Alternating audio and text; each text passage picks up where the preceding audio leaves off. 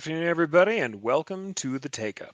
Today we have episode 105, Stitch Type Review, Lines and Columns.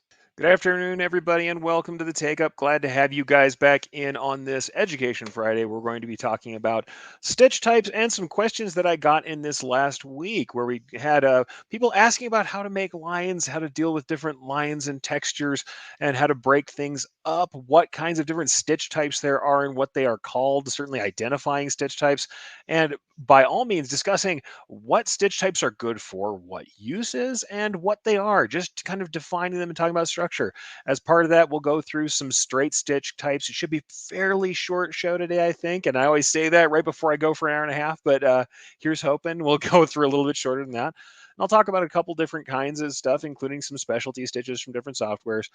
But in general, we'll talk about making lines, making marks with stitches, and then we'll get a little bit into satins and column stitches to a degree. Certainly less of that.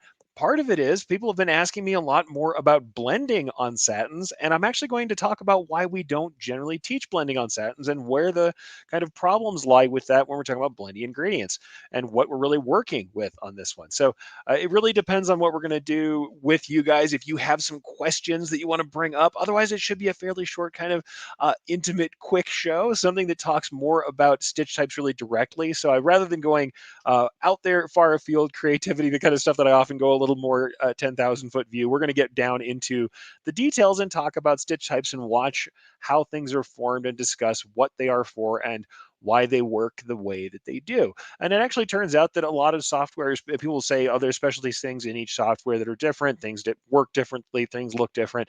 A lot of these things are very similar. And I think if we get down to the concept of what individual stitches are, how they work together in concert, you guys know I'm big about considering the only stitch being that there is one straight stitch that's one length of thread from point to point, needle penetration, needle penetration. If we start talking about how those stitches interact, those individual stitches, as they are built up into a multi-stitch unit or into a run, a grouping of stitches that repeats along a line, then we can discuss more about how they work and what they're good for and what they do. So we'll talk about that. We'll show some examples. And like I said, this should be a fairly, like I said, detail oriented show, probably a shorter show. And we'll get into some of those details and certainly discuss some things. So like usual, I like to stop and talk to everybody. So I'm going to go ahead and say hi to everybody for a minute. I always say this to the folks. If you're on the replay squad, if you're somebody who wants to get right into topics, go ahead and forward through it. But I am not going to stop saying hi to the people who show up live. You want to do live questions, you want to be involved in the community, please feel free to show up live if you can. Still love you if you're on the replay squad, but happy to have you in with the rest of the reciprocators, giving back and trading comments in the live chat. So let's go ahead and bring some folks in. Bevy Jean says hello to everybody. Hope they're having a good day. You too. Hope you're having a good day. Cindy is in, but out to do a quick errand. Hey, listen when you can. Like I said, Replay Squad. Much love for Replay Squad. You guys can come and see it later if you can. Barb, good afternoon, everyone. Hi, Eric. Hi, Barb. We have some people talking to each other, which is awesome. Everybody's talking in the community. Jeff, and Adam both. So Jeff Fuller of Fuller Embroidery Works, Adam of bjjhats.com. Hello, happy to have you both in talking. Know you guys know this stuff, but always know that it's great to revamp and review and talk about the basics. Frank Dunn from out in the UK, Sandpiper Embroidery, thank you very much for also always being an awesome supporter and sharer. He is out there sharing information, getting people revved up for Education Friday, and we couldn't do it without you, Frank. So thank you. Good evening to you. Marta is in from Texas. Hello, Marta. Justin, by the way, is throwing some shade at Jeff. He's talking about texture. One of the inside jokes is that there was a discussion about who did flat embroidery. I won't say whose embroidery was supposed to be flat and whose wasn't.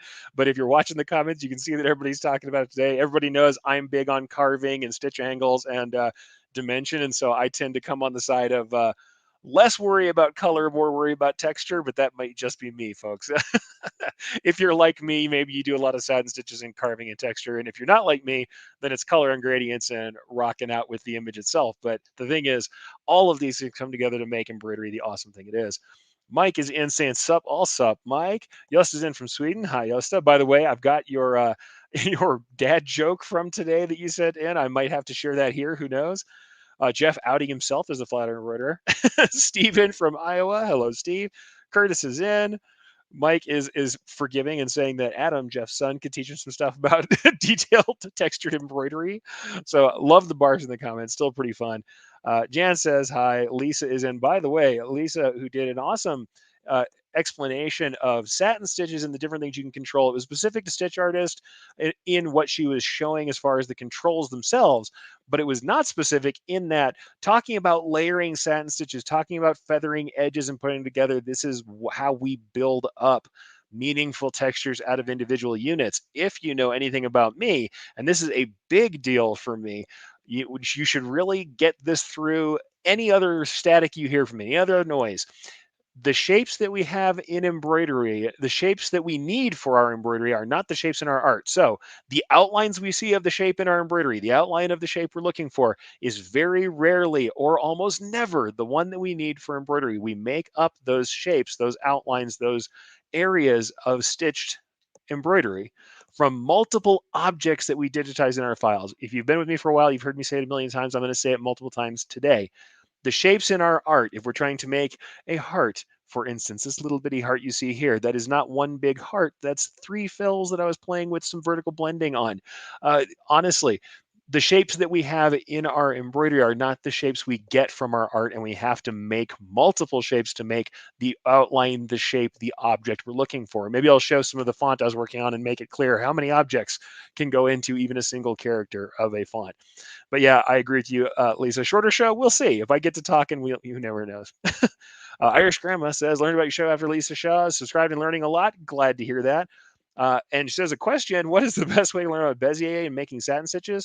Before I get in, I'll go ahead and answer your question. I love when you guys derail the show a little bit. The best way to learn about Bezier is to draw Bezier shapes. That's the truth. Get in there, draw some shapes, pull on some handles on the points that are there, the nodes that appear, and that will help you. Certainly, if you're a Stitch Artist person, Brian did an awesome breakdown of the way the points work. If you're in any other software, almost every software is going to have some material either in the manual, or they will have their own videos on their support software or their support sites to show you how to draw in their shapes. But I'll say nothing is like hands-on experience. Import some art, import some raster art or some art in the background. So grab a JPEG, grab something else, and try and trace the shapes that are there, and then play with the handles, play with the points, and move them around. Sometimes just playing with them and not expecting it to turn out well will allow you to get a feeling for what needs to do what. Certainly, like I said, watch videos that talk about node types, and that's something that I've talked about on the previous shows here too. So search through and see if you see if there's a one of the episodes about drawing tools. There's a couple of them. Learning about drawing tools will help you there too. And there's some discussion about node types and the rest. Cindy says she's listening live. Hi, Eric. Happy to have you in. Lisa says, preach. Yeah, about the shapes. I'm telling you, that's the thing that drives me nuts the most. People import vector. These days it's SVG, used to be EPS, or they do auto tracing, or they will use either an auto tracing tool, a magic wand tool, or bring in something and use auto digitizing. And the truth of the matter is that the embroidery software can only see the edges of the shapes, whereas we can break those up into multiple shapes that we need. And I know I say it over and over, but I think it is worth hearing all the time. Don't get lazy and just fill that outline with stitches from top to bottom and let the software figure out all the curves and lines and holes and bits and pieces. Realize that you can break it up. And that actually is germane to today. Many times I've seen people working on things that are driving them nuts with strokes, or they'll have like a piece where it looks like we have a paintbrush-like stroke where the ends are full of little fibery, wispy lines, and then it goes into a thick stroke and they don't know how to handle it. And I'm like, well, the thing is, it might not be that we're going to grab this whole item and fill it. We might be drawing some little straight stitch lines that go to the end of that paint stroke, and then doing some overlapped satin stitches, or then doing one solid satin. Just because it looks like one object or is in a single color, is one continuous field of color in your art, does not mean it is one embroidery object. So we'll try not to hammer on that all day long here. I won't do an hour and a half of browbeating you with that, but we will go ahead and say hi to Letty, who's the last one in so far, and get on from there. So what are we going to talk about today, right? We saw it on the original thumbnail. You certainly know that's what I'm on, because I've been talking about it already, but here it is. It's stitch type review, lines and columns. So when I talk about lines and columns, certainly you could say, oh, it's straight stitch and satin stitch. Not really. Really, lines, and when I'm defining line here and column here, it's really just about thickness. It doesn't mean that they're really exclusive to each other, aside from that the thinnest lines generally don't tend to be made up of kind of volumed or two-sided pieces like a satin stitch is. So lines and columns, we're going to talk about the different kinds of running stitches that are available and what they're good for, and also how they're constructed. I'm going to zoom in tight and talk about those. And then columns, we'll talk a little bit about, like I said, satin stitches, how they're put together, maybe some different options that are available there. Not as much of that, especially tailing after Lisa doing an excellent episode about that you can go check out on any of her socials. But we'll talk a little about that. And like I said, I do want to throw in some about blending on satins because it's a topic I keep on hearing about. And it's actually something I'm experimenting with myself on my own to try and come up with some different methods. What I am going to say is any method I've used in blending on satins is at best a compromise and often is inefficient or has some drawbacks. So we're going to talk about that and why that is and why you don't see a lot of blending on satins, or at least when you do, why there's some pretty tough things we have to get over to make it look as good as we can. So we're going to get to that. But first and foremost, like I said, I want to talk about those lines. I want to talk about straight lines, running lines, things like that, and discuss some of the different shapes that are available. And for that, we're going to share some stuff up. Certainly, what I want to go ahead and give you guys a quick link to is the links list. We do have a link list this week. Only has a couple links on it. It's a couple of different articles, so it's not going to look particularly impressive as we get with it right now. However, I will make sure that is now in the chat for everybody so you can check that out. So if you are in here live or you're catching up the comments, grab those links from there. You're going to get a couple of different articles that are interesting. First one is called Automatic Artisan. And this is where I'm just talking about emulating hand embroidery. And the truth of the matter is that's where we end up doing a lot of this work where we're manipulating stitches and trying to do multiple runs, multi-pass stitches, bean stitches, and also whip stitch columns, things like that. Those are often in service of making thick lines or, like I said, hand embroidery looks as one of the places where we get a lot of that at. So certainly we can use bean stitches, textured stitches in other ways. But a lot of the times when I've used them, it's because I'm trying to emulate some sort of handwork or some sort of craft work, something that tends to look a little bit more like that. So that'll be the first one of the links in the links list. And the second piece in the links list is actually the piece about perfect blends that you've seen me do multiple times. So this is the perfect blends piece. Why I'm bringing this up is not because this is something we haven't talked about. We've talked about these blends. You've seen this little blended K. You've seen the different methods. And yes, I know we're going to talk about this again. You'll be surprised, or you won't be very surprised to know that I'll be talking about this again. Why do I keep bringing this piece up? Because blending is continually one of the things people ask me to teach. And when I teach it, the unfortunate truth is no matter how many times I teach it, the truth is still that there's not an automated way that makes this 100% automated for multicolor blends that look awesome, that have an even density throughout. That is just not a tool we have right now. It's not there yet. Certainly, there are people looking to develop new tools, and it may happen. But at the moment, we are still kind of stuck doing blending the old fashioned way, especially we want to do something like a rainbow blend that you're seeing here. And frankly, these methods, the low density fill method and the manual method, are still kind of the gold standard for making a blend happen, especially if you're really concerned about getting that even single density so we don't get a super bulletproof, super heavy density. And yes, I know we're talking about columns today, but the reason I want to bring this up is that one of the reasons why columns aren't blended that much is that the structures involved, which I'm going to discuss later, the way that satin stitches particularly are put together, kind of precludes you from getting a smooth blend for a couple different reasons. So we're going to talk about that. And honestly, I always try to throw this in there as well so you can see the mechanics of blending and understand why people recommend fills. And also, I'm going to go ahead and kind of give away some of the reasons why even on fills you'll see things done to hide the difficulties with blending. So those are the two articles that we have up there today. Automatic Artisan, which really goes over more of what we're talking about today, some of the straight stitching, some of the different types of stitching that are going to be involved in creating something that looks more handmade, and Perfect Blends that just talks about blending in general and how it's done. And even though it is on fills, knowing the mechanic on fills will show you why satin stitch blending may or may not be awesome for everybody or work perfectly for everybody.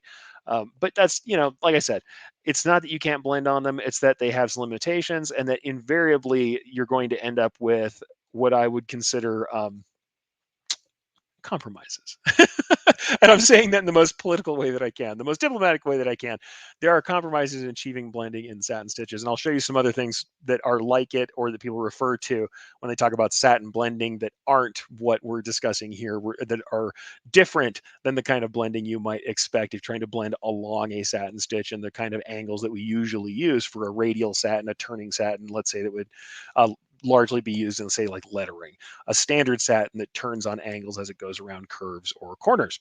But with that, let's go ahead and talk first a little bit about straight stitches, about running path stitches and what they're for, what they're good for.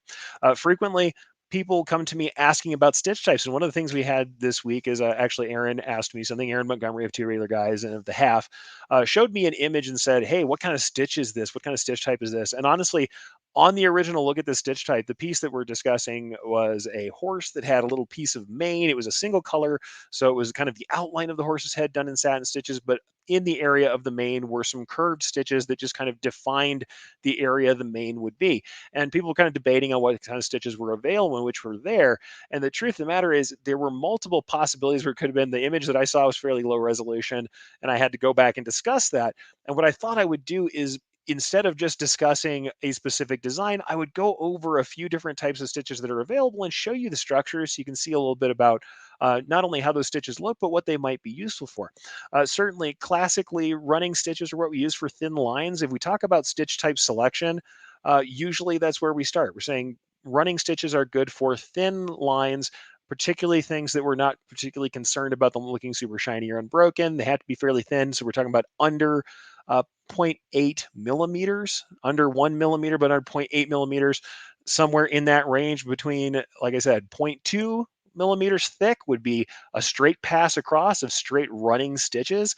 That's going to be about 0.2 mils. If you double it, which is also sometimes called a double stitch, and we'll talk about that in a second, that would be about 0.4. We know that when this is with 40 weight thread, that we can run across that. And as we run over the same line repeatedly, we end up building up thickness. And I want to show you a couple of images just to kind of bring that up and discuss that. So we'll have to see, what can we do to kind of describe that and show you a little bit more about it. Well, I think that's part of the issue. Let's go ahead and go to that automatic artisan piece that we had previously, and I can show you kind of some samples of what that looks like. And so let's go ahead and bring that up on screen. When we're looking at this sample here, now certainly I'll pull this out of the way. On the right-hand side, what we're looking at is this is all done in a standard polyester thread. The original sample has both poly and matte finish poly, but I wanted to kind of illustrate how the thickness changes. If we look on that right-hand side, these are multi-pass straight stitches. However, in this case, these ones, the penetration points all line up. So here's the thing. When the penetration points line up exactly, it's hard to tell, let's say a bean stitch, we're going to talk about that, a bean or a triple stitch, depending on your software, from 3 rows of straight stitch. If the penetration points, if the needle drops line up, when they don't line up is when you can more easily tell the difference between multiple passes of straight stitch and something like a bean stitch. And we'll talk about that in a second as to how they're put together. We'll actually look at it in software. But if we're looking from the right to the left on this piece, right, because we also have some whip stitch satins that are in the center. So these are multi-pass satin stitches. We'll talk about that again later. We've got a standard chain. I've got a user-defined motif chain. That's my version of a chain stitch past that. And then we've got, a cross stitch row that's at the full left side of this patch of stitches. But on the far right side, what we're seeing here are multiple sets of multi-count stitching. And what I'm going to tell you first is if we are dealing with, especially like bean stitching, if somebody shows something they're calling bean stitching, it's going to be an odd number of passes across a line. Because if you're thinking about traveling on stitches, and I'll go ahead and bring my cursor over here. Let's go ahead and get a pointer focus up so you can see my cursor. When you're going from one direction to another, from A to B, whenever you're going from A to B, you know that if we have one line, we're certainly traveling in one direction. Well, if we were traveling twice, if it was a double stitch, it would travel out and back up and it would return to the original point. So if we want to travel forward, if we want to continue from one point to the next, we're going from A to B, we're not returning, then we're going to have an odd number of passes if we're passing over the same line repeatedly, right? Whether that's one stitch or multiple passes over a line of stitching, we're going to have an odd number of passes. So you're going to know that when we talk about bean stitch and triple stitch, recognize that we're talking about odd numbers of passes over each stitch or over the whole line, and I'll show you more about that in a minute. But we're seeing on the far right-hand side of this image here is this is one line of straight or running stitch. So I believe these are about 3mm stitches. I have to look at that in the software to verify it for you. You see there's a little bit of extra thickness up here at the top. That's actually a tie-in. One of the problems with really thin lines of stitching is if we do a tie-in or a tie-off, it will create a little bit of texture, a little bit of thickness if we have multiple stitches stacked up in that area. So whenever we have that, you may see a little bit of thickness, a little bit that you might want to hide. So if it's somewhere that we're under a satin stitch or connecting somewhere else where we can hide that little knot of stitching, we may want to do that if we're concerned about this little extra thickness that you're seeing up here in the corner. But as we go down that is a single row of stitching. This over here is a triple or a bean stitch.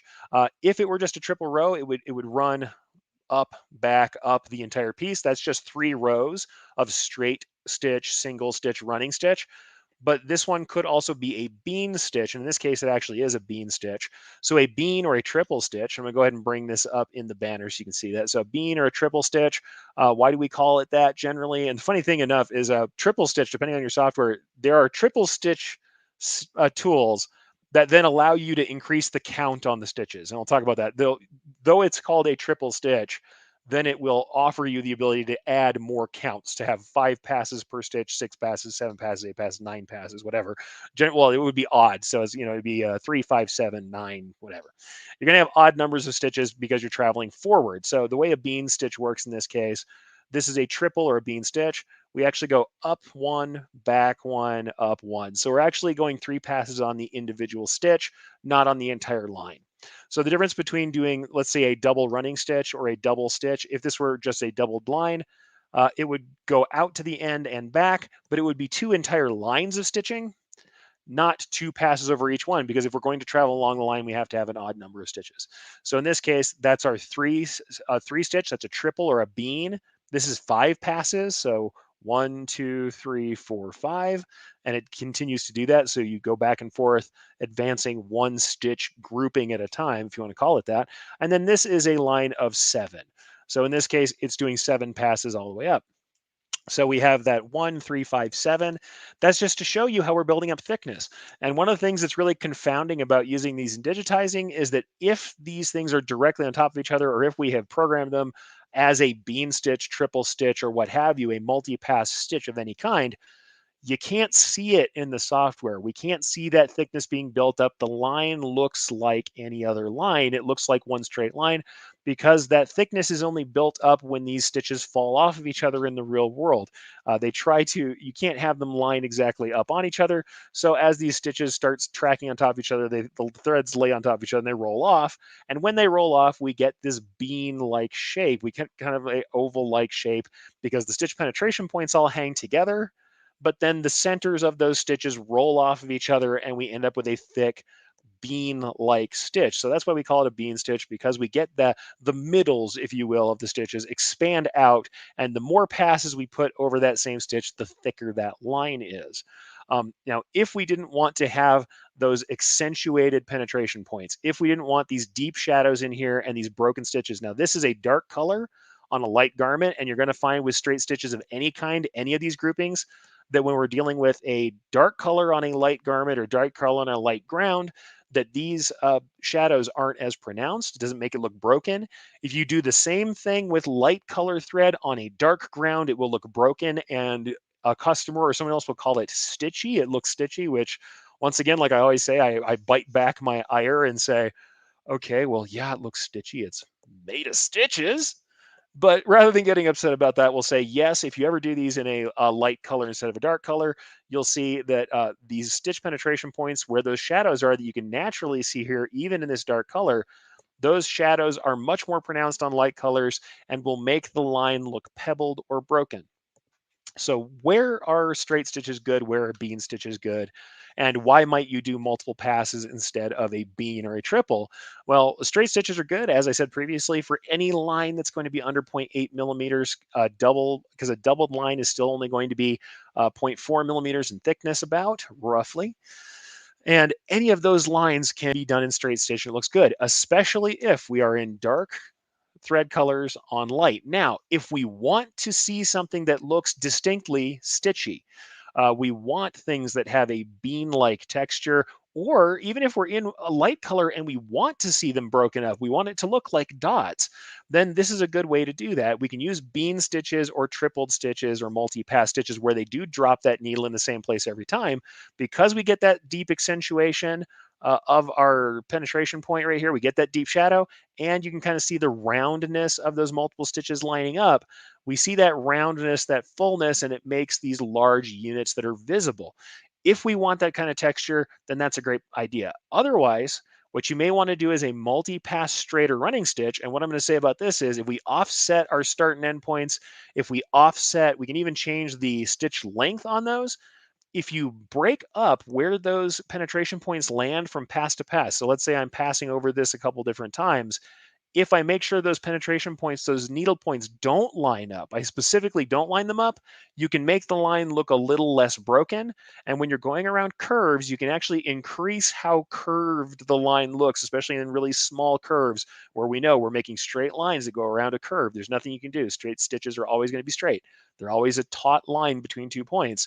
We can actually offset the points, the corners, as we go around a curve. If we offset those from row to row, we actually can build up a thicker, more curved looking line, even when we're, like I said, sub-millimeter, we're working on straight stitches or running stitches. So that's what they're good for, and that's what they look like. So straight and running stitches, this is what they look like. They are in one angle. They follow the line, the path that we've drawn.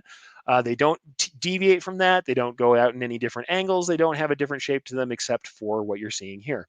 The difference between running, say, a doubled line or a multi-pass line where we're passing over the whole line and running something like a bean or a triple is that on a multi-pass line, you might not line up all those penetration points. You might not get those deep shadows, but on a bean stitch or a triple stitch, you're going to get those nice deep shadows in here, and you're going to have that separated unit look where it looks like we're stitching with big, thick thread rather than looking like we're just building up a thicker line overall over time.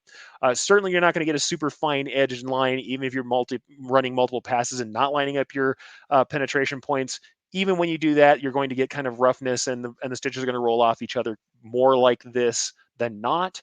But if you want that super defined shadow and penetration point, then a bean or a triple stitch is a good way to go for that. I mean, we can talk about other kinds of stitches that are on this image, but I want to talk about a couple others as well. In that there are other kinds of outlining stitches that we can use to get extra thickness, and they have kind of some interesting shapes and kind of interesting ways of working.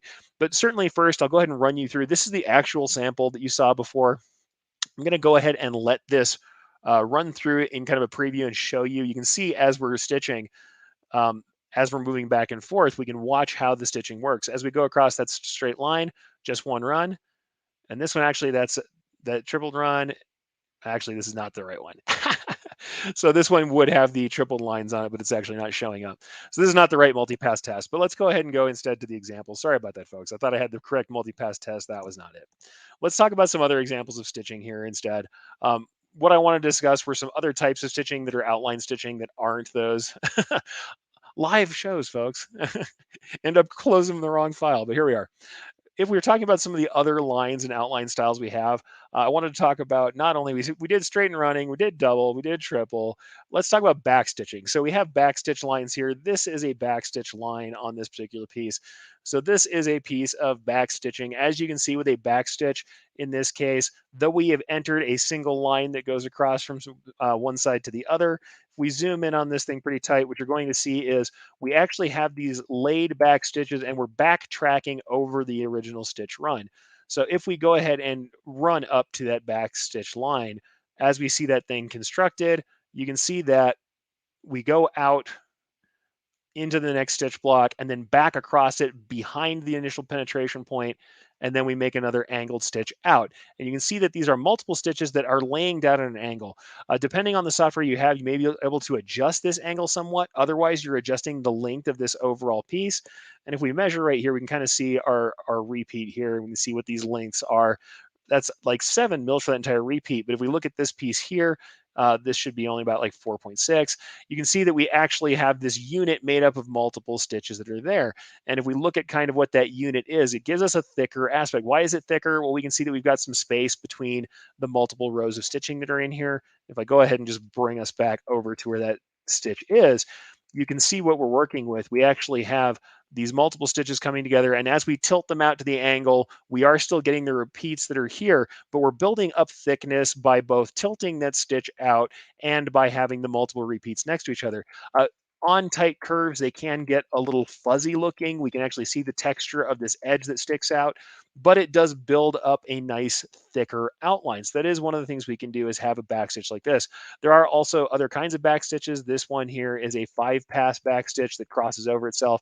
So it's a slightly different piece that's not exactly the same on all softwares, but you're going to find on multiple softwares something like this. So this back stitch, like I said, it lays down at a slight angle, the main body of the stitches, but it still maintains itself in a tight corridor that follows one line of entry, because this is literally just 2 points from this point to this point on the entry. And it's very much like other motif style stitches, but this one's programmatically controlled and allows you to have some control over the number of passes that are there. So backstitch, it's another one that's fairly common, but what you're going to see is when we're along a curve, you may see that backstitch tilt out a little bit, and backstitch tends to only have one round of passes on this. If there's a multi-pass, it might be structured differently, like you're seeing in this 5-pass backstitch.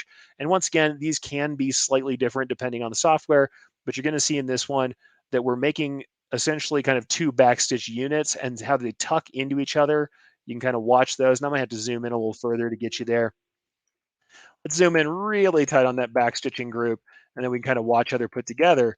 You can see we're essentially tucking in a doubled row of 5 stitches on that back stitch group. And that one, still you might see some texture along the edge, but we're building up thickness by stacking those stitches together.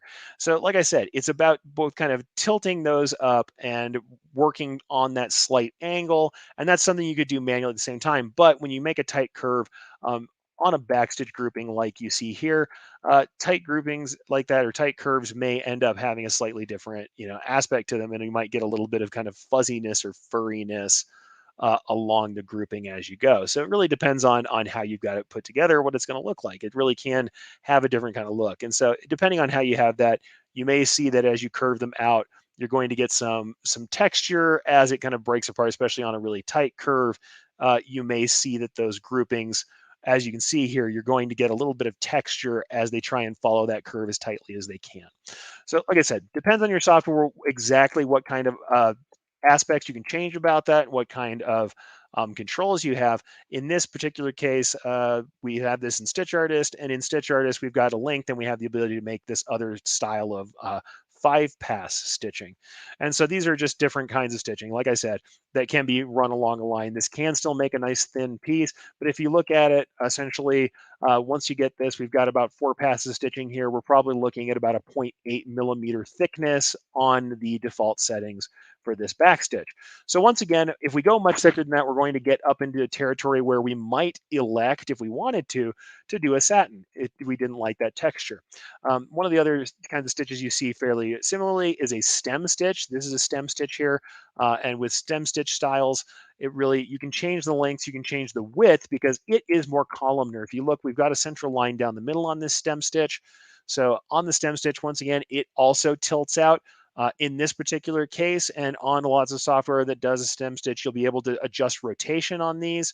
So you'll actually be able to take some adjustment to not only the length of the stitches, but the rotation in comparison to the line. So you can see that this is my central line here. And by adjusting the rotation, I'm adjusting how tilted out from that center line these groupings are. So if I go back to the default setting, which I believe on this one was 45, then you'll see that that's a little bit different. You can adjust how those lay down. You are still going to build up thickness that you might not see on screen because remember, there's still the same number of passes in this stem stitch. The difference between the stem stitch and the back stitch in this particular case is that we've got more control over that angle. We've got more control over how those are put together. So if we have this particular stitch, we do have some kind of control over not only the angle, but the length. So we have the lengths of the groups, we have the angles as well, and we can actually get some sort of control over that. So as we work on that run, those are the things that we can control. Like I said, really depends on what stitch you're working on, what kind of controls you have. Straight stitches in general, the only thing we can control about a straight stitch is its length. Sometimes we'll be able to talk about the minimum lengths. We can talk about randomization of the lengths at some points. Depends on your software. If we're talking about a bean stitch or a triple stitch, you may have the number of passes. In this case, these are treated as separate stitches, but on the bean stitch, we'll be able to go with the number of passes. Here it's 3, 5, 7, and 9.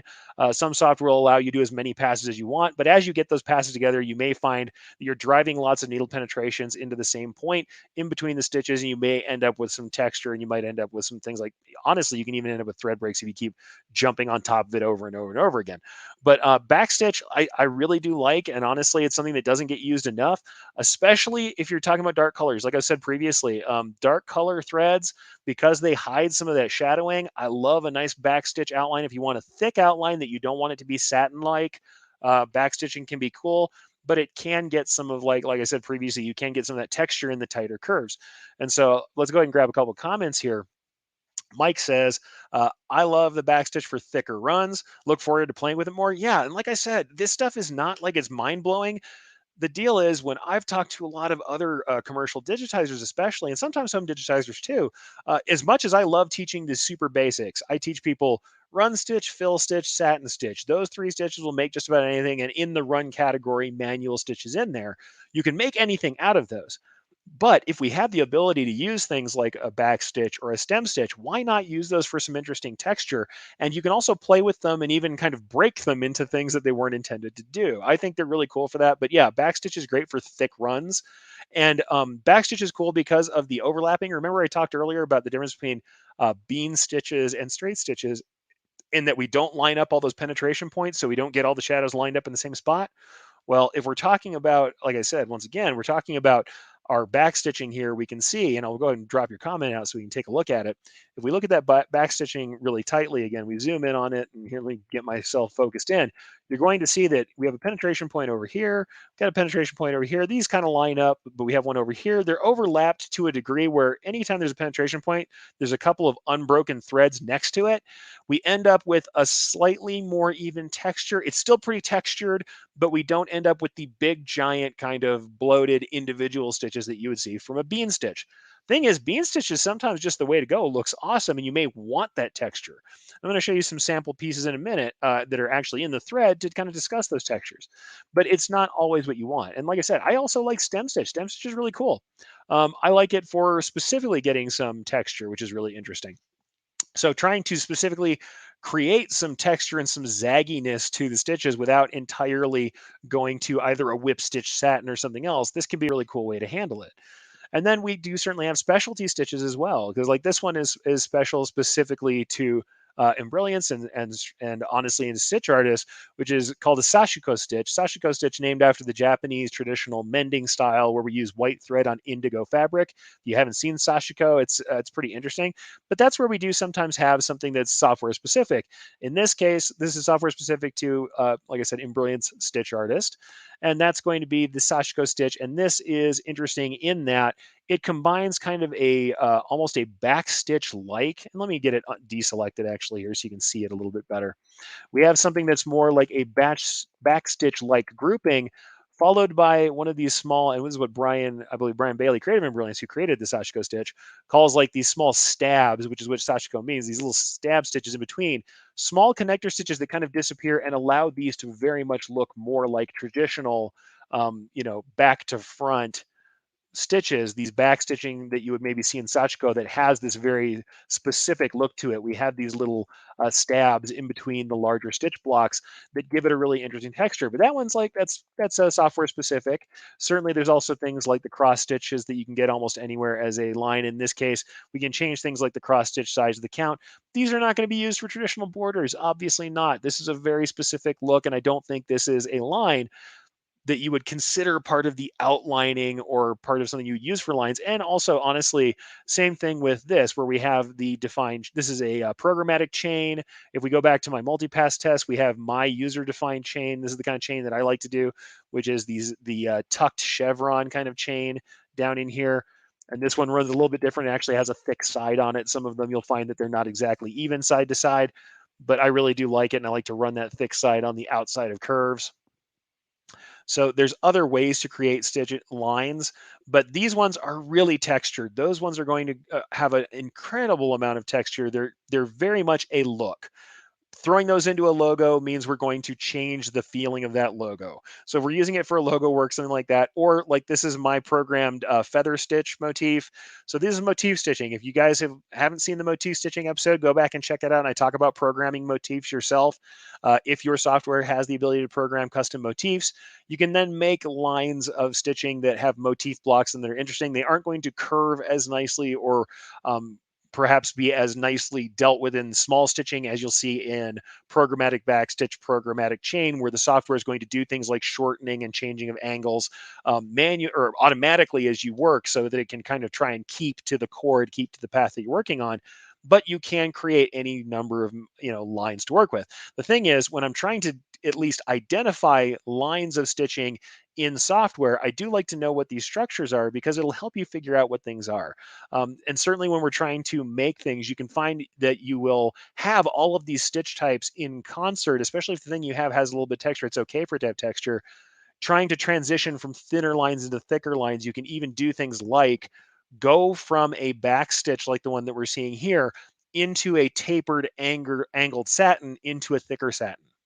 I mean, you can move from one to the other to get lines that are thinner than a satin can create, or we can do things like use detail lines of straight stitching that are then overlapped by a satin or underneath a satin that add fringe or add texture to the overall piece. Like I said, these are different kinds of things that may or may not be software specific. I'm actually going to bring up other software as well to show you a couple of other pieces, but you'll find that a lot of them are very similar. And the ones that you're going to see just about everywhere: straight or running stitch. You may not always see double, but double can also just be two passes of running stitch. If you do have a double stitch as a type, it's going to start and end in the same position, as you know, because we can't travel forward on two passes. You'll see bean or triple stitch just about everywhere. And then honestly, back stitch, stem stitch, almost always going to be pretty similar. But you will maybe see some differences in chain. Chain may be a motif for some folks, and some people have a programmatic chain like Stitch Artist does. Same thing, cross stitch, pretty similar too, but does operate differently depending on the software. Whereas, like I said, pretty reliably, certainly straight, but bean or triple, back stitch, stem stitch, those are almost always included in one form or another programmatically in the software. So it's pretty interesting stuff. So I do like it quite a bit. I think it does look good, but it really depends. It depends on what you're trying to achieve. And actually, we've got a couple comments here that I'm going to bring in briefly. Cindy says, bean is not my favorite when people put it around small text. Yeah, bean stitches around small text. It looks really broken and really stitchy. Some people I would recommend, if you're desperate to put a thin outline around small text, then I would do two passes of straight or running stitch and offset those penetration points. So whether you change the length of the stitches, change your start and end point on the design so that you offset them, get those individual needle penetrations, needle drops to be offset somewhat, and you're going to have a more even look to your piece. Also, bean stitch is 3 lines. That's already getting pretty thick. 2 passes is probably what you're looking for. So I would just do double. Sometimes it means some trimming. Sometimes it means doing multiple outlines together and coming back across them, very much like we would do manual or straight stitch text. So I'll agree. It's one of those things for sure. By the way, some folks still saying hi to Beck saying hi. Well, hi. Happy to have you in as well. Jarita got in after what she was working on. Glad you could jump in for a minute. Crystal's getting the replay. Be part of the replay squad. No problem. And then Barb says, reminds me of decorative stitches on my Viking Ruby and Sapphire machines. Yeah, no. Decorative stitches is part of it. And that's the thing. People who have done stitching with, and back to the ages of cam-driven stitch machines versus the digital machines we have now, certainly similar. Those are things that we can see for sure that are fairly consistently being shown. These types of motif stitches, anytime you see motif stitches, it's very much like a cam pattern. The difference between those and some of the back stitches and things we have here is that if they're programmatic, if they're built in as a stitch type that's on a tool, the chances are it will have some kind of in the background, some automation as far as how they curve, how they turn, how they shorten into curves. There will be some controls or there'll be some abilities there. And in the case of the ones that I was showing you earlier here, the other thing is when we're looking at programmatic stitches like this, instead of motifs, which do have some controls on them, we may see that we've got some specific controls and pieces that are specific to the stitches themselves, where the back stitch has multiple passes. And especially like if we're looking at this sem stitch, we have things like this rotation and width and length here, where we can play with them, and the program is going to help us to position and work on how those groups work in a way that doesn't really happen with motif stitching. So the motif stitching doesn't have quite as much control or much intelligence in the back end. There's some rules that are going to work with that. And like I said, we also have some specific ones from different types. Stitch Artist has the Sashiko stitch, a very interesting stitch. It's a different type. I'm actually going to bring up other software briefly. I know I work in Stitch Artist mostly. You guys know I develop things for Stitch Artist and for Brilliance. I am going to show you another stitch type that is in another software. You guys know that I've used others. This is Wilcom, and I'm just going to show you one of theirs that is different because I had somebody ask me about it. Certainly, a lot of the stuff is the same. Run stitches are run stitches. Triple stitches are triple stitches. And depending on what stitches we're using, we may have different objects or different types of things. And in this case, we have our outline tabs where they have all their stuff. This is a regular run. We've got length values. We've got some other values there, but length is the most thing we can control. This is the strange one for Wilcom. They have one called a sculpture run, which is a little bit different. And in this case, it essentially alternates between two stitch lengths. And in this case, length A here, I've set it 4 millimeters, and it has a run count. So it also is like a bean stitch. You can set the count in odd numbers. And then we have length B where it has a count, and I have it set to 1.8 millimeters, the second length, and it has a count as well. So I can set it, in this case, it's 1. So I've got a thick stitch followed by a little thin stitch. That's their sculpture run. It's just a different kind of run stitch that has some other tweaks to it. So that's a software specific one as well for them. So that's a different kind of look. But otherwise, if you look at things like the Backstitch, very similar, has really similar structure. And actually, if I turn off the look and we can see this thing, very similar structure to the Backstitch. It's a fairly well-known type of stitch pattern. So it's a similar structure to what we saw in Stitch Artist. Certainly the controls are a little different, but it is similar. Same thing here. We also have a stem stitch. Stem stitch in this case, it does have some angle on it, so that's very much like rotation for us, but it does have a little bit of a different setup, but still has, it only has single or triple. It doesn't have the 5-pass, but it does have a couple different controls there. And then this one is just a motif stitch, very much like the other motif stitch. We can set a motif and repeat it along a line, and it's got some spacing and X and Y sizing that is pretty common overall. But getting away from that, we'll go back here, and you can see we have some different controls certainly here. And in this case, we've got both length and width and rotation on the stem. So like I said, when I teach this stuff, you guys know that I often will teach in a way that is agnostic to software, but it is worth saying that yes, there are some different types. Like Sashiko, you will find nowhere but in Embrilliance. It is specific to Embrilliance, and it has settings that can't be accessed other places. But you can get similar looks by using different tools, and you can kind of work on that to get what you want. Certainly, if you have a tool that is a game changer, that is a killer, if you have something like our faux marrow edging that is really unique, the way it works and the cornering, the way it works is different. Programmatic chain in this case being a little bit different. We don't have a programmatic chain on the other side that's not really motif based in the same way. These things can be different from software to software, but what we want to look at is the structure of the stitches themselves, and that's going to help show us what they're good for, right?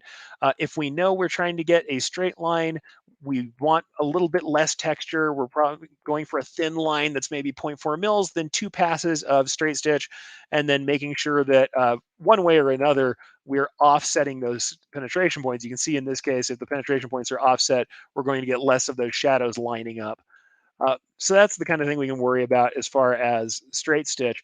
But if we want that bean look, we want those independent kind of units of multiple stitching, then bean or triple stitch is the way to go. And when we see in a piece that we're trying to reproduce that we have really thick stitches that look like they're made of multiple passes, they look like they're made on thick floss, but it's all laying across like that.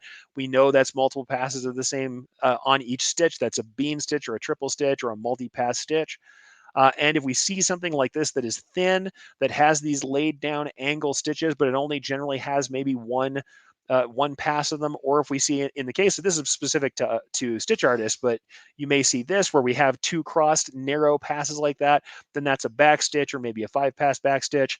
If we see these fairly extreme angles and we have some thickness to it, and we've got a little bit of texture, and it has this look, you could kind of forgive yourself for thinking this is a multi-pass satin stitch or a whip satin stitch that's laid on an angle, but generally it's fairly uniform. It's in this one shape. It tends to have the same thickness throughout. It's probably going to be a stem stitch like this.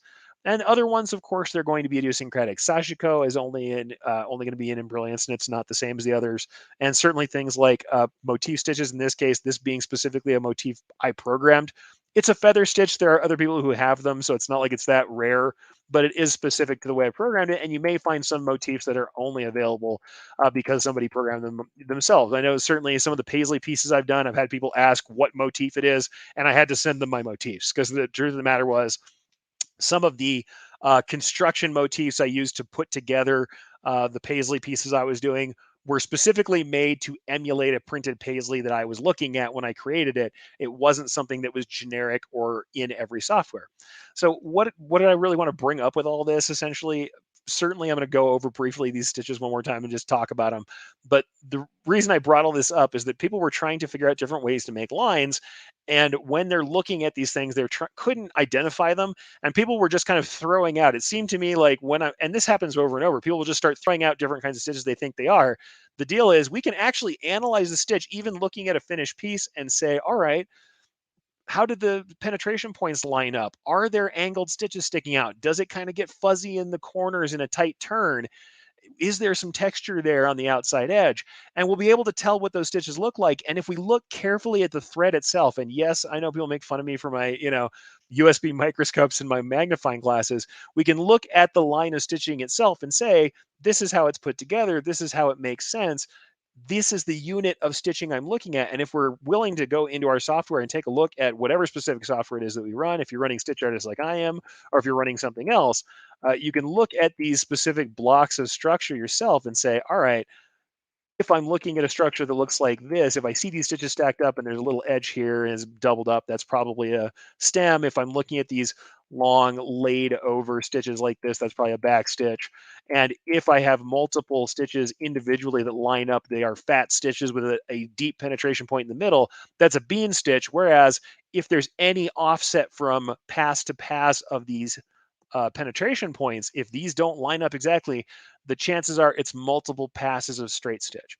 So those are the things we can do. Not only do we want to know in creation how we can use them or what they're good for, we can also look at those and say, if we're looking at somebody else's piece and not quite understanding it, that's how we make these things, because we can analyze the structure of the stitches and kind of figure those out. So that was the kind of first part I wanted to do. Now, certainly I'm going to show you a couple of images of things that I wanted to share. So we have some of these things that I'm just going to blow through some images and show them to you. And then we'll talk briefly about blending and columns and satins and stuff, just because it's something that keeps coming up. But here you can see these are some old pieces of mine. This is from my original folk music collection. But what I'm going to show you is most of this is either single or doubled runs. You can tell because I don't have any thick bean stitches lining up. Even when I have a doubled run, there might be a little bit of separation in some of these. Now, these are done on a real thick, heavy canvas. But even when there are thick lines, you're not seeing those big, heavy, built-up bean-type stitches. But the other thing we're seeing here, we have a repeated motif stitch. And you can see as we go through the curves that there are certain elements that are still straight along here that kind of belie the fact or reveal the fact that these are individual units that repeat. And that's a motif stitch that's going around the outside edge, very kind of traditional motif stitching that was made to make that kind of laurel wreath pattern. Now, here's a full color teardrop dulcimer piece I did. Once again, you could be forgiven for thinking that these here are bean stitches in the stitches across here. I should have probably offset these a little bit because they look a little too broken up. Like I said, light colors on dark are going to look a little bit broken up and look like they are dotted more than you want. Certainly the camera flash was doing me no favors here. However, what we can see is that we only have two passes. And if we zoom in a little bit on this, there's only two passes of thread on these, even though these stitch penetration points are lining up pretty tight. Early on in my career, I wasn't quite as careful with this stuff. What you're going to see, though, in this uniformity and only two lines, that's just a double stitch. That goes up one direction and back down the other. So that is a doubled stitch and not a bean stitch because it's not thick enough and it doesn't have three passes. If we look in deeply, we can actually see, especially right here, we have a little shadow between those two rows. That's two rows of stitching in that particular piece. That is not in that case. A bean stitch, even though it might look like thick individual stitches. So that's kind of what we're looking at there. So this is where we're going to go into kind of a different territory here. This is a piece you may have seen several times from me. In fact, I'll go ahead and back out and show you The application of this piece, I believe I've got that here too. Yes, I do. This is the Knob Hill Bar and Grill piece. It was done as a hip piece with a rough cut applique on shirts. And part of the interest here was to kind of work with the argyle pattern and make it look attractive texturally without a lot of stitch count. And this one has multiple specialty stitch types in it. But what you're going to be shocked by is these super thick lines. And these lines are actually bean stitch. This is not any other kind of stitch. These are not units of satin. These are not units of any other kind. These are bean stitches. And I believe I think these are actually like 13 pass or 9 pass. They're huge. So big, huge passes of bean stitch. Might be 11 pass. I don't know, but I have to look back at them and see. In this case, they did not line up too badly. We didn't have any trouble with breakage, believe it or not, but we did see some of them kind of look a little weird in the texture once they got done running because it was so incredibly thick. But when you look at it, you do get this sense of these being really thick mass kind of stitches that they look like they're done with big, thick cords of metallic fiber. But really, this is 40 weight metallic thread. This is not a specialty thread. So this thread, entirely normal, standard metallic thread done with these multiple passes per stitch. And how can we tell it's a bean stitch? Because all those penetration points line up exactly, and the multiple passes are on each stitch in the row. So we have that. We've got some loose tatami fills over here. We have these big, thick bean stitches. And then what we're seeing in the rest of this, these are whip stitches. They are intentionally left with some open space, but you can see they are whip satins. Really, in fact, because I'm zoomed in so tightly, these are loose whip satins with a kind of intricate structural underlay underneath them. Because you can see there's our connector line, the satin stitch, as you know, made up of a perpendicular line from edge to edge, and then a travel line that goes down at an angle. We can see these very distinctly. We have multiple passes of the perpendicular line, and then here's our travel line down. We can see that real clearly. And I believe these might be 3 pass, it might be 5 pass. Hard to see it even with this image. We have multiple passes across the line and then a connector that goes across. And the density is actually just a little less, almost equal to a standard density across that area, just a little bit less than that. But we wanted to have that texture because from any distance, what you end up getting is this sense of it being made with really thick thread, and it looks a bit like bullion work. So once again, intentionally distressed, intentional rough edges, intentional feathering on the edge as well. But we're using these to make a thick thread type of look using standard threads. But once again, bean stitch here, the perfect choice. And along these outer edges here as well, if we're looking at these outer edges, that is actually a fairly dense version of my faux chain stitch that in this case honestly looks a little bit similar to the bean stitch because we're losing some of the texture with how many passes are in there. But in any case, we still have this very texture look, though they have kind of a more dart shape. You'll see kind of more of an angle coming out toward the back. That's those tucked in triangles of the custom chain stitch that I was making at the time. I think if I were to do this again today, I might make them a little bit longer, though we were pushing how long they are before they start stitching slow, though admittedly slower certainly in the middle than the rest of it.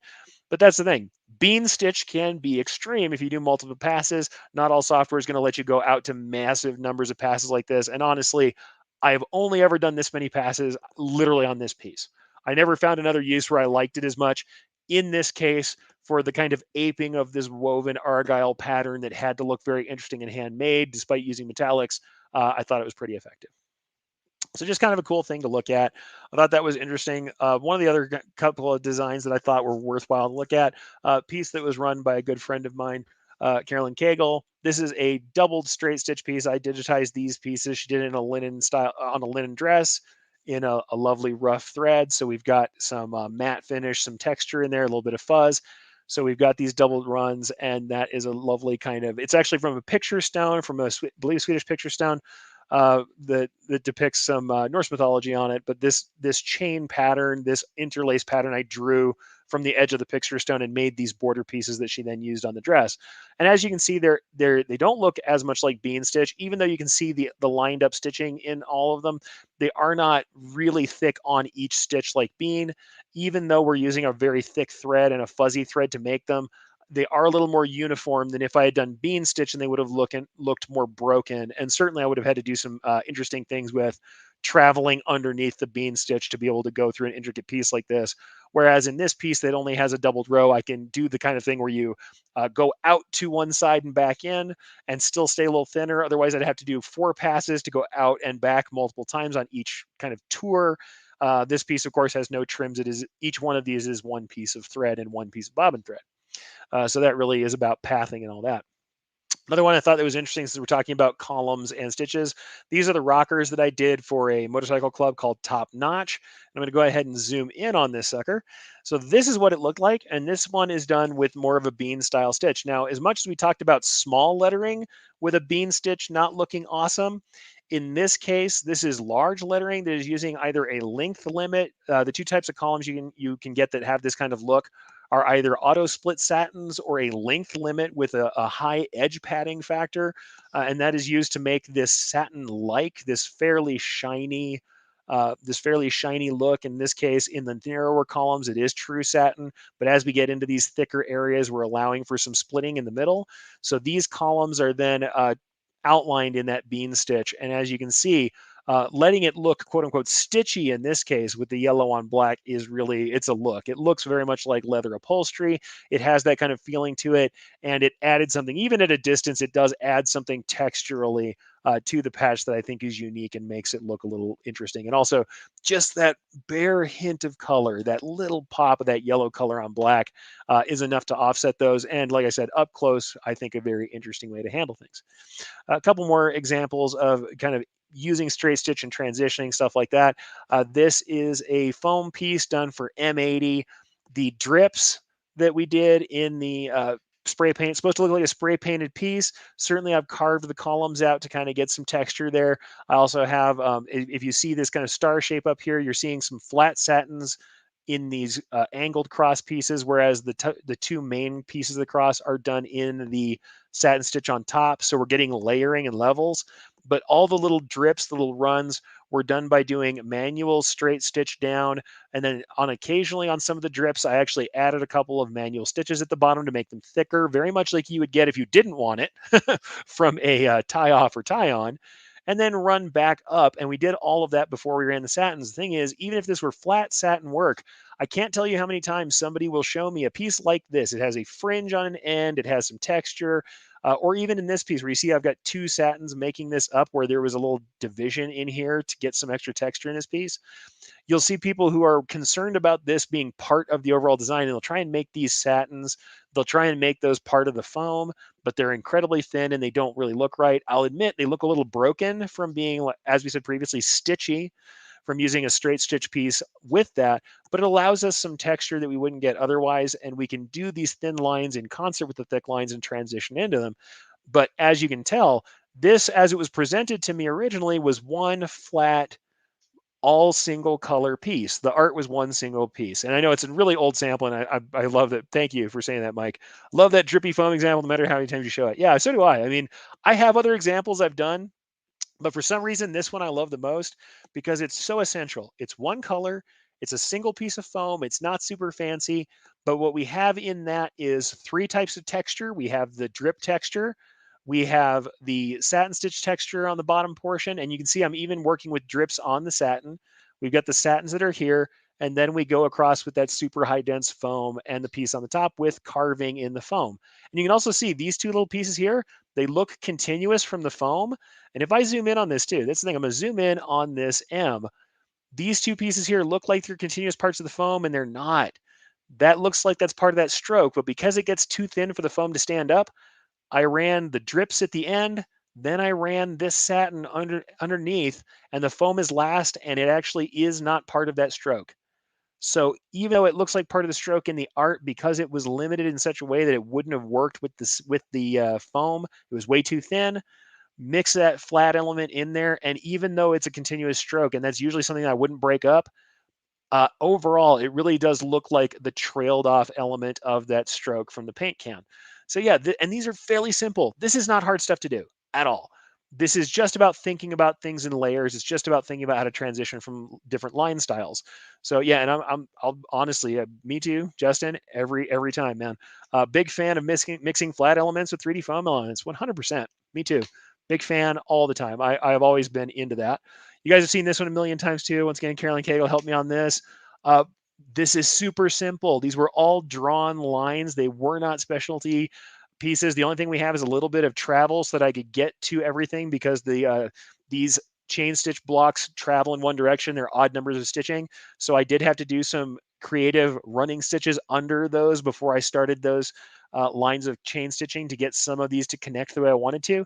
But these are really simple chain stitch lines that get a lot of texture just based on those groupings of stitches. So if we want line art with texture, then those work really well.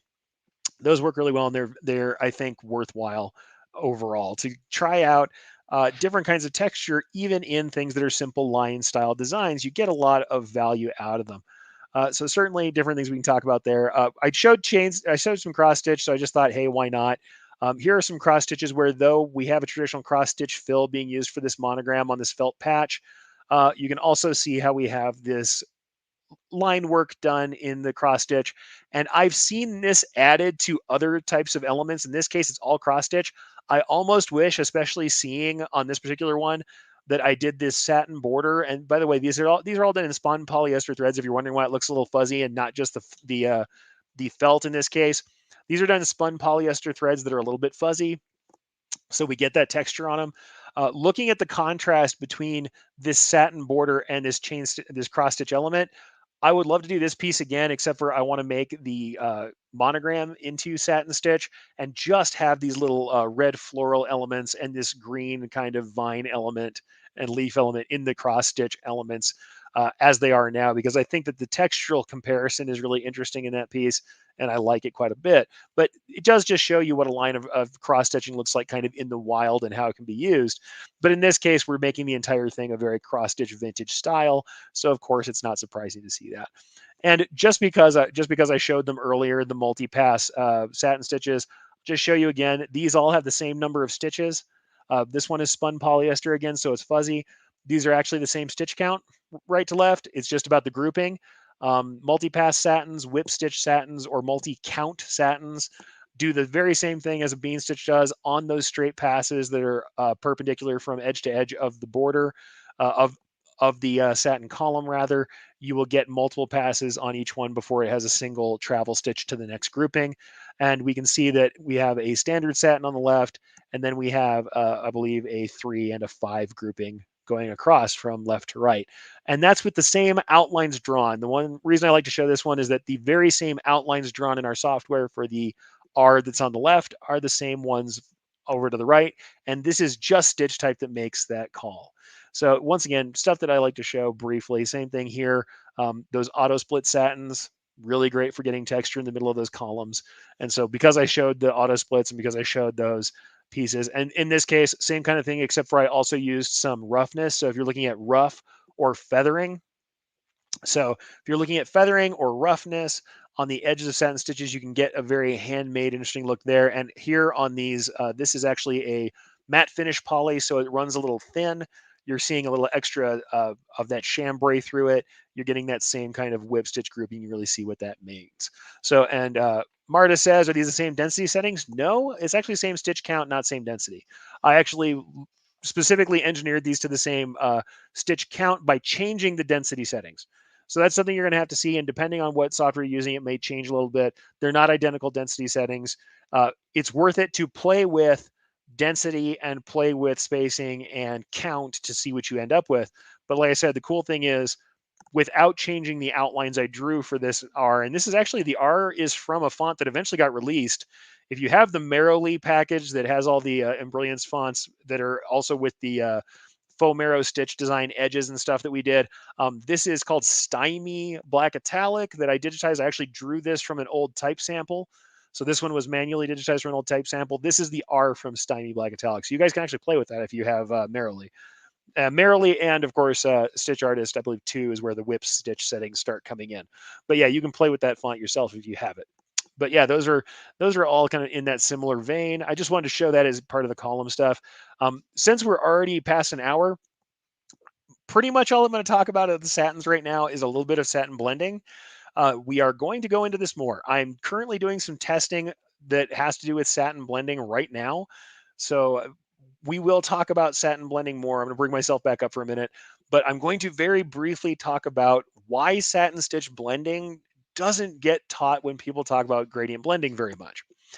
And this is a frequent question. I actually had it today, and I have to make sure I notify the person who I didn't ask them ahead of time if I could tell who asked that question. So I won't out you who asked me specifically to teach about satin blending.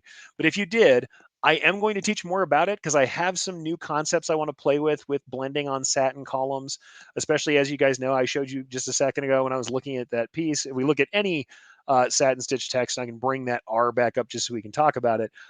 When we're talking about satins, especially like this, turning satins, what I mean by turning is that as we go around this curve, the stitch angle is going, as we go around this kind of curve in the R, the stitch angle starts here and we continue to change the stitch angle and turn around this curve. Same thing here. We may have an inclination here, but it starts to turn inclination as we go around things. That's what I mean when I talk about turning satins, is that the angles change as we go around shapes. That's often where we're talking about blending on satins. We're either on a satin stroke on lettering, or we're talking about blending on a satin stroke, often including some angle changes. And even if not, if we're talking on blending on a single satin column, there are still difficulties that are inherent to the stitch type. There are things that you just cannot help about satin stitches that make them hard to blend. Now, if to make it really plain, the first thing I'm going to do is bring up a diagram that I use when I'm teaching how to measure density. So if we're measuring density, this is how we measure density. And I'll bring it up just again. If you're measuring density on an existing design, on a satin stitch, you measure from point to point. Or in either a satin or fill, you measure from one line of stitching across the return to the next point. On a fill, because they're parallel here, generally, depending on the kind of fill, you might have curved fills or something else, but generally they're parallel. You measure from one line across a second to the third. It may not be as easy to think of it as the return, but if we think about the fact that we're filling this shape, if we go this direction and we need to go back the other direction, then we consider that second line the return line. Very much as in a satin stitch, we go across this and we return on an angle. Fill stitches are different in that we have this little short chisel stitch or other kind of traveling stitch here, and then we return, and these are parallel. And that's where we have the rub with satin stitch blending. Because with fill stitch blending, what we get is a trade-off. The edge quality on fill stitches is not incredibly awesome. It's not super clean because we have these little penetration points here, and they may vary slightly depending on what our shortest stitch is. We're going to have some penetration points that are variable in this area where we're traveling back, right? So if we're talking about this again on the stitches, like I said before, we're measuring here to here to here. This is our run, our return, and our next line.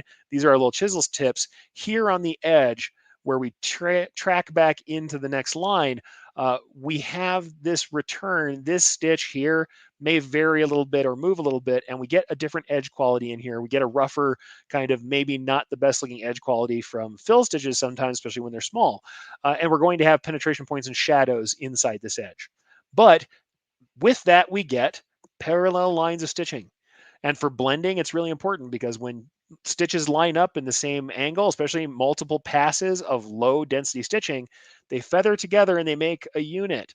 Whereas if the stitches are two different angles, they don't fall in together, and whatever's on top is prominent and it hides more of the stitches underneath. So what does that mean about our satin stitches? Well, the satin stitches have two angles. And no matter what we do, we're going to be dealing with those two angles. And at some point or another, if we layer together multiple passes of satin stitch, something is going to sit on top of the colors underneath and it won't blend. It won't fall together. It can't fall together. Unless we're doing something that is more like a faux fill stitch or a turning fill, and we're using a long stitch length to keep the center of it looking more satin-like, we're going to still end up with that. Plus, if we turn, the other thing to remember is that when we turn stitches, and I'll go ahead and make myself a little bigger on the screen so we can illustrate this with my patented talking with my hands, as I often do with stitching, right? So first we have the old school blendings. If two low density fills come together, they blend together, of course. But if they're angles, they do not. The one on the top is prominent.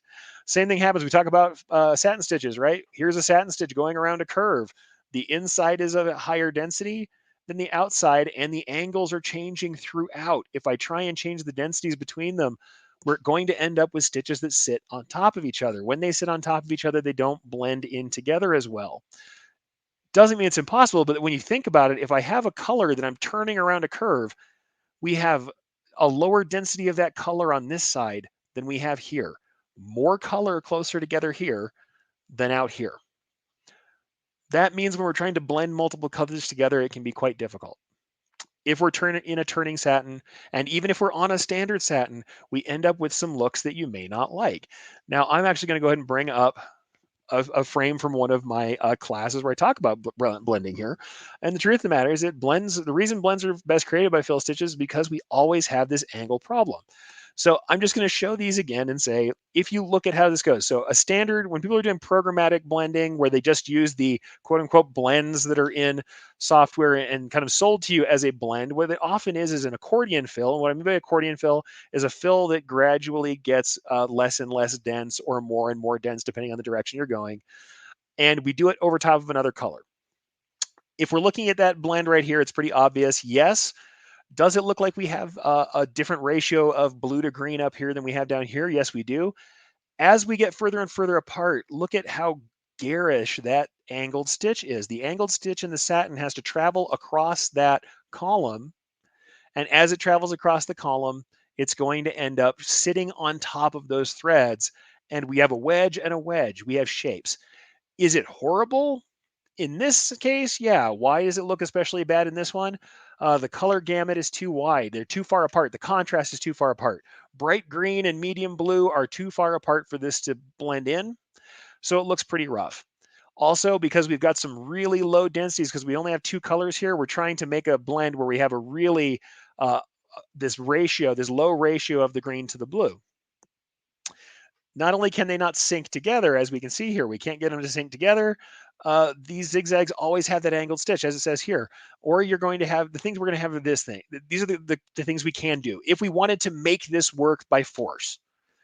The other options we would have, at least in doing two colors like this, you could trim at each side, which means you're going to have tie-offs and tie-ins. I've seen someone do it. It looks awful. You can do that if we're not hiding it. You trim at each side. We can travel the edge, which means you're going to see the color on the edge here. Because we have to travel from this straight stitch to this straight stitch, these perpendicular stitches to the edge, we're going to have to travel that edge or across it or trim. There's no way to hide that unless we do a manual blend across it, and then we're essentially doing something much more like a fill, and then we use satin stitch borders or something else on top of everything to hide our sins, to hide the edges that we have. And I know this is what everybody says too. I'm thinking use variegated thread, very much like the color reel. If you could say exactly where you wanted it, then yay. Ombre thread would be the way, but you'd have to pull the thread till you got to the place you wanted, where you wanted to start, and you'd have to know exactly how much thread it takes to get from one color to the next. And now if I have an H where I have a column that's vertical and then a horizontal column, now I have to say, oh, if I'm using variegated thread, now I was gradiating from one color, like let's say from dark to light as I went down. Now across the H is going from dark to light on left to right. So on satin stitch letters, you also have a really hard thing you're going to have to deal with multiple angles. If in this part, in the center of this piece that I had this an H bar coming across, I would have to decide how on angled stitches that are going vertical, I'm going to have a little bit of green and a little bit of blue across the whole thing. This is where we start planning our art differently, or where we tell people it can't be done, or where we sublimate, because even color reel, we talked about it before, color reel can't stop mid-stitch and change color. When we had to change directions on satin stitches in the same element, if we want an F, and I'll go back to it, you guys have seen the article that I showed you before. If I show you that article again that has the, certainly we have all these other things that we can look at, but if I show you the article again that has the blending in it, and we go over perfect blends one more time, you can see it's just not going to work that way. If we go down to a letter, let's say we've got our F from this sample from Chavez Firewood. If I had this in satin stitches and the bar of the F had to have gold on the top of the bar and red orange, even in this limited color scheme, the only thing I could do is select to make the whole bar of satin orange. If I didn't, I would have color on each thread that would have to be a little yellow at the top of the thread and a little yellow at the bottom. And then when I went back the other direction, it would have to reverse. It's something that doesn't really exist right now.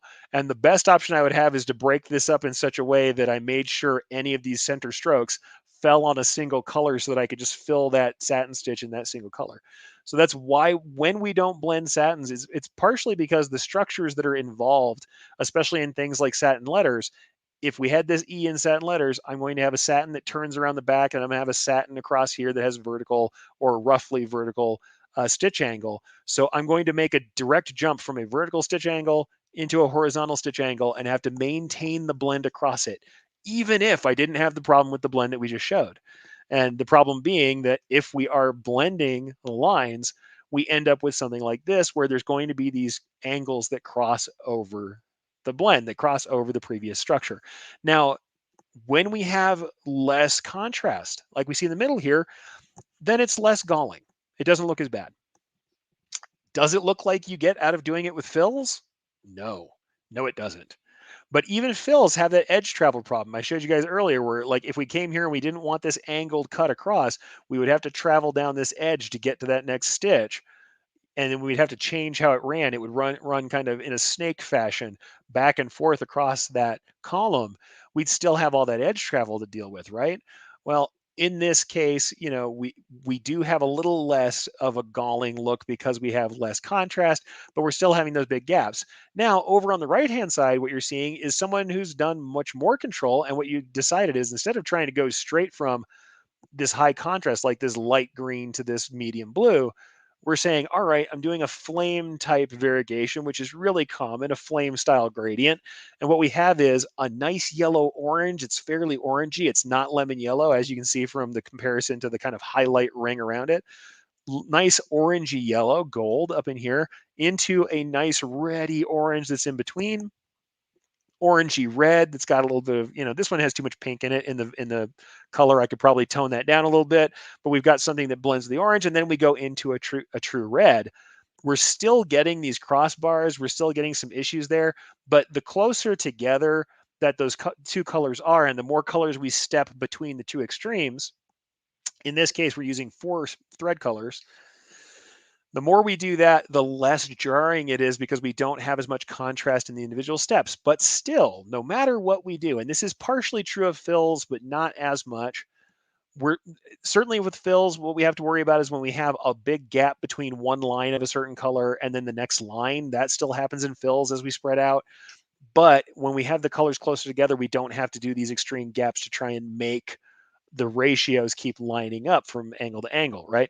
We can kind of work with that. And so the more steps, the more thread colors, actual thread colors we put between the two extreme threads, the better it's going to look. The problem is with a satin stitch that doesn't have an edge to hide anything, when we're not doing any sort of manual threads across that blend or across that to create the blend, we're always going to have this angled stitch. We're always going to have that travel back. And if you'd say, all right, well, then do a zigzag, trying to get the zigzags to line up exactly on multiple layers of thread, you're always going to end up with a stitch that is laying across another stitch and it doesn't let it blend in. That's just about invariable. So it's when I talk about blending on satins, it is not completely impossible. It is a thing that has some distinct difficulty to it, because generally what we want is to have everything in the same angle so that those blends fall together, right? I mean, obviously, if we talk about the way we divide it, it is very similar to a standard blend.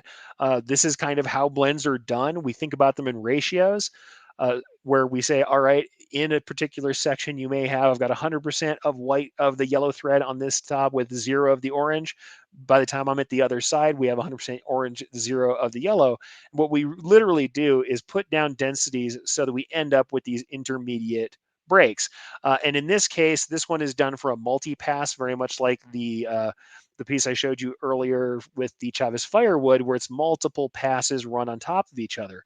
And that's this piece here. And you can see what we're really looking at is each color is actually made up of about of 4 passes of fill that run up and down on top of each other. Each one of these bricks is 1 pass of fill at a quarter density, until this one little wedge that you're seeing here, that's actually, when it's all put together, is a solid full density stripe right in the middle.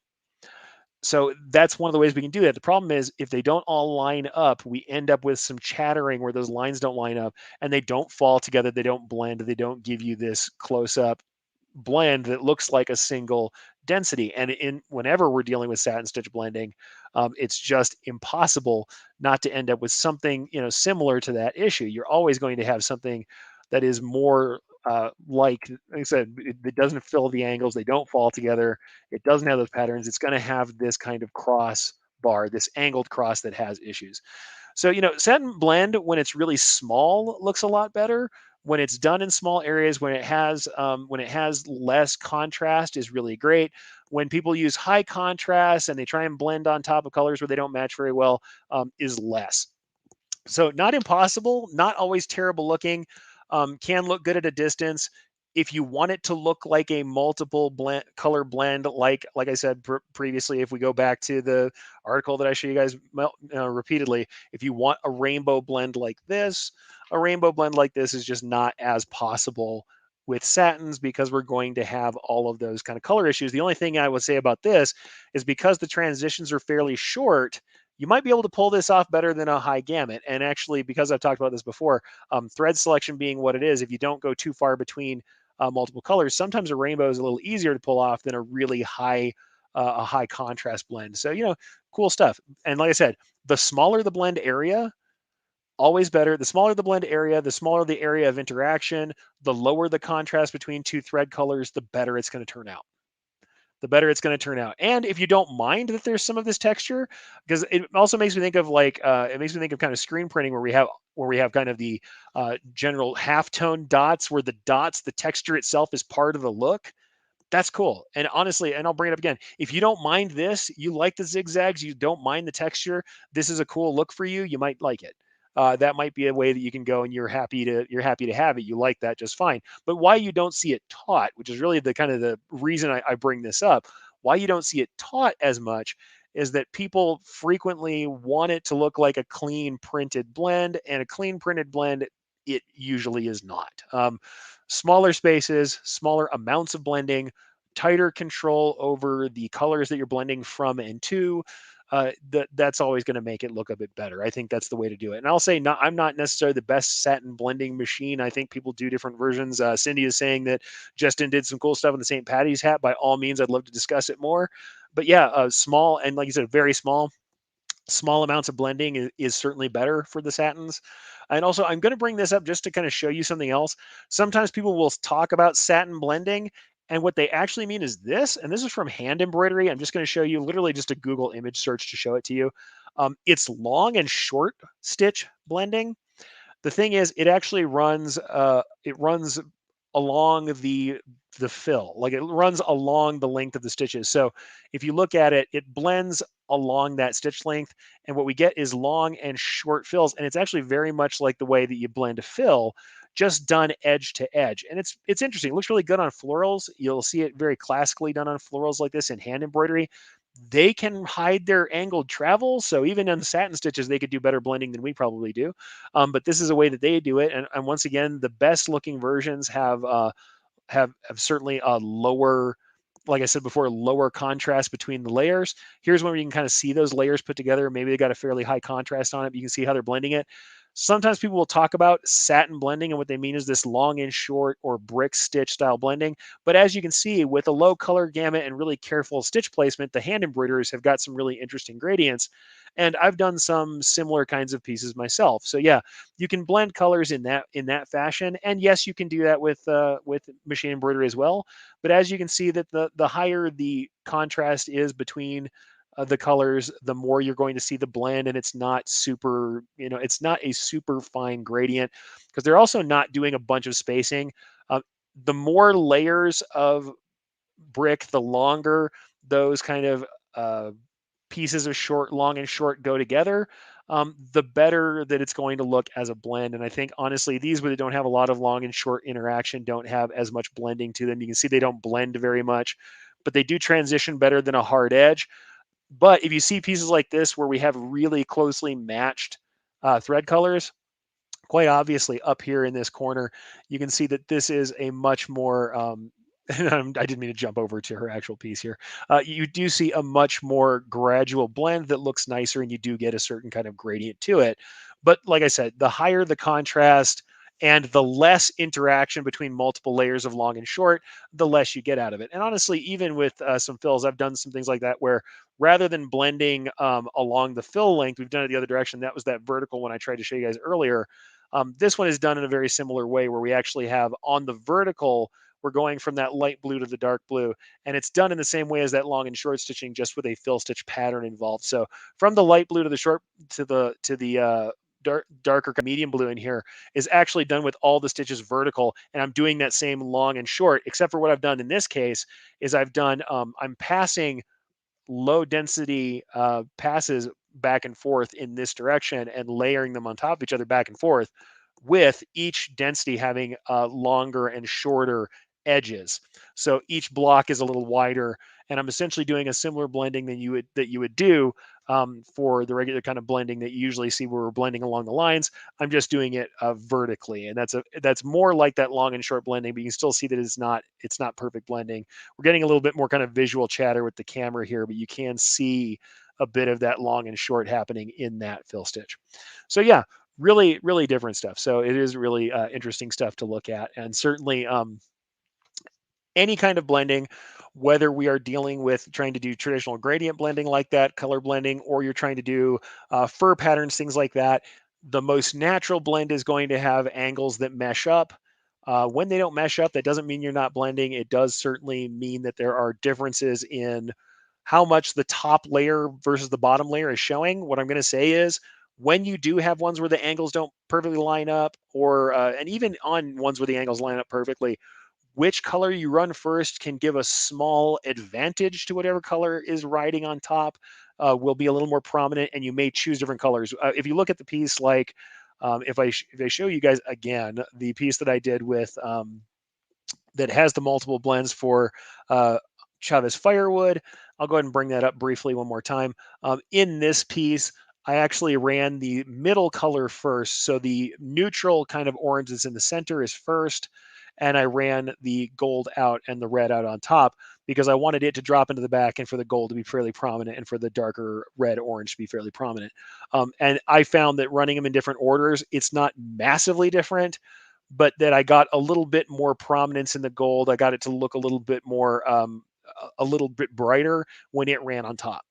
And that's something where it's like, just over some practice over years, I found that the order of operations in this does make a small amount of difference, even when, like me, you're being very careful to align things so that they blend together exactly on a fill distance on the density that you're trying to get. Which runs first can make a slight difference to how those run. And certainly this one, the difference with this one that's a little weird is you're getting some edges, because as with all fill type stitching, we're going to have connector stitches at some point that cross, even if they're very short chisel-like stitches in this fill type pattern, because unlike the people who are doing hand embroidery, I can't work under the piece. I can't go down and back up, because everything is a line on top. We're always going to have some connectors. We're always going to have some interference. All right. So with that, folks, last but not least, let's just go ahead and go back over real quick some of the stuff we talked about, just to be, thorough, as I often am. I would love for you guys to think about the different kind of ways we can make lines. Straight and running stitches are classic. Check out different ways you can handle those. The straight and the running stitches, we're not lining up penetration points. We're not running individual stitches over and over again. If we offset our penetration points, we'll get a more even look. Doubles are going to be the same kind of way, except for if you're using a double tool, the penetration points are probably going to line up. So it'll be a little bit more like a bean, but it'll only travel back to its original point. Beans and triples are going to look nice and thick and overlapped on each stitch. So we're going to get some thick thread looks to that. Light colors on dark, you're definitely going to see those separations. Back stitches are going to give you that awesome kind of laid down look with a little bit of thickness. Can be interesting, can be a new way to make a thick line, though you will get a little bit of texture as you rotate. And once we get into the stem stitches are cool because they've got that kind of laid down texture. You can get a thick line that is not exactly a satin, will have some roughness to it, but is an interesting choice.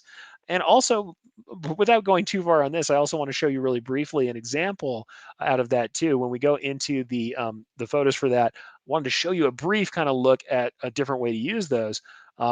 When I did this piece here, what you're going to see is I've transitioned. Actually, I believe it's actually backstitch, not stems. Just let me take this off. I used a backstitch for this. You can see I transitioned from a backstitch into the loop, As the back stitch lays down, I got to an angle and I transitioned into an angled satin here. So same thing here and here. That's that back stitch in action. And if you wanted it to be thicker, you could transition from this angle into the stem and you would get a little bit of texture as well. So just interesting things to think about. Think about texture, think about how to put those together. By all means, try out some other cool stuff. Try out some chain stitch, try out some cross stitch, check out motifs and see if you could build your own interesting stitches. And if you are so lucky as to get a chance at it, try out some things like the Sashiko, things that are software specific. Look at the different types that are available specifically in your software and see if those little stabs make some cool stuff for you. I know I've got some Sashiko motif patterns I've been looking to play with this stitch now that visible mending is a thing. People are super into patching, and as we're getting kind of a movement against fast fashion, the ability to do some cool patching with visible stitching, especially for guys and gals who are doing um, the kind of boutique work where you're working with individual garments for people. I've seen some really cool things done with kind of like, I wouldn't call it necessarily recycling, but using garments a second time and using them for different methods and means, and doing some cool Sashiko pattern quilting on stuff would be awesome way to do some of that visible mending. I've done a visible mending episode because I think that's really cool, but check that stuff out and play with it. Definitely try the different kinds of satin stitches that are out there. Try out the auto splits, try out the whip stitches. And by all means, if you come up with a better way than I have for doing things like the satin stitch blending, love to talk about it, love to share it, love to teach it. Uh, Hang out with me, show me, let's talk about it. Jump in and let's have that discussion and catch me, even if you're in the replay squad later on, with some comments, because I would love to hear more about it. So, in any case, I'd like to go ahead and thank you guys all for being here live and asking your questions. If you have any further questions, go ahead and put them in the comments here. Contact me anywhere you find me on socials. Hit me up at my email addresses. They are very visible anywhere you go. And if you want to catch this later, make sure if you're on Facebook, go ahead and put yourself in for the reminders when you see the original links going up. If you are on YouTube, subscribe and turn on your notifications. And honestly, that will help you to get here on time, no matter what time zone you're in. With that, thank you guys all for being here. Thank you for joining the conversation. And I cannot wait to see you again next week.